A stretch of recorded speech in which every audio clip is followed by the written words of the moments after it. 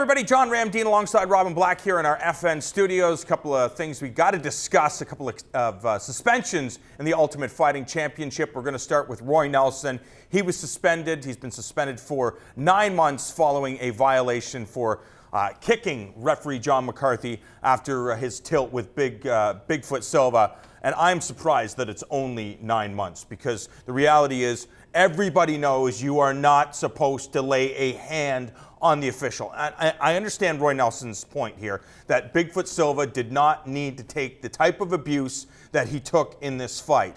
Bigfoot Silva signed on the dotted line. He knows the risks involved in mixed martial arts. Roy Nelson shouldn't have taken matters into his own hands. He's lucky he got away with only this type of suspension. This will be the shittiest kick I've ever broken down, but why don't we take a look at the footage, okay? Now, you can see the beating that he's laying on this man, and he literally is sitting there going, come on, man, your job is to protect us. And you see he's upset now. And look at this. Is that even a kick, really? You know, I get it. Zero tolerance, I understand it. But you think about what actually happened there. He's kind of going over, they know each other. You know, if this was in a different environment, he'd be, come on, John, and John would be not all that upset about it. It's just what it symbolizes. Yes. You know, and I guess that's why we have to suspend him. Apparently, if he apologizes sort of in public in an event or something, it may be less. Some of the boys pointed out that maybe he got that suspension because that haircut is so hideous too. I mean, I'm not one to talk. The thing about Roy Nelson is this really a bad thing? When you're at this stage of your career, you're not going to be like Ross Pearson, fighting 5 times in a year. Chances are you're only going to fight 1 or 2 times within a calendar year. And for Roy Nelson, who's been in the game for a long time, we've seen some of the fighters that are in the twilight of their career only fight once a year. It's true. So it probably won't hurt him as much. I just think there's something interesting about suspensions as a whole that I think is fair. Like, there's something very modern about fighting. The time that it evolved, the time that mixed martial arts developed, in conjunction with the internet. We're different sports fans. And even the way big regular sports fans, the way they watch fighting, they have a different view.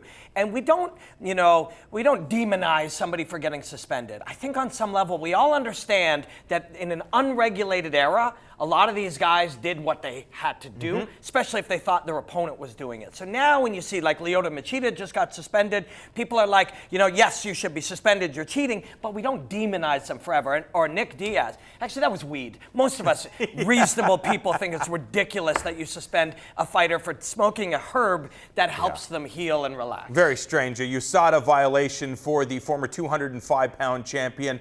Is this going to hurt Lyoto Machida? Almost 2 years off. And we were just talking about fighters like Roy Nelson, Frank Mir, who are in the twilight of their mixed martial arts career. So you can't give away years. Yeah, is he 40? I think he's 40. And you know, these guys at that age, a former champion, making decent money, a hero in his home country, and too many all over the place, they're kind of on that victory lap anyways. They're kind of on the farewell tour. So when you give a guy 18 months at that stage, I wonder if he's being tested now during those 18 months. Because that would, if he wasn't, that would help him continue his career. You can't be taking that stuff today. You know, we all know it.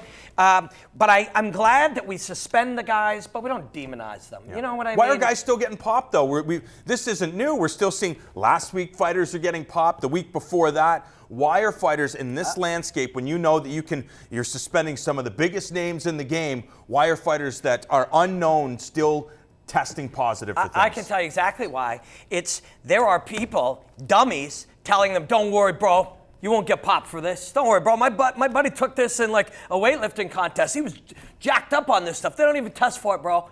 And then the young fighters believe them because they want to believe them. The truth is, you're not getting away with any of this stuff. So the smart fighters, the elite guys, realize you can't be taking it or your career is going to be damaged. You're going to be set back. You're going to be making no money, bro. That is the reality of the landscape right now. Everybody's been asking to get the sport of mixed martial arts cleaned up for the better part of a decade. It's here, so everybody's got to be on the same page.